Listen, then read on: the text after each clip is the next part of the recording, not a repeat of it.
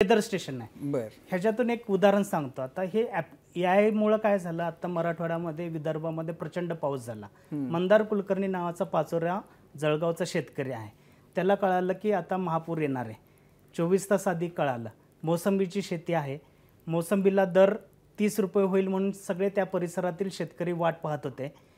ह्याला अलर्ट आल्या त्यांनी ठरवलं की आपण बाग हार्वेस्टिंग करायची. 21 रुपये किलोना बाग हार्वेस्ट केली.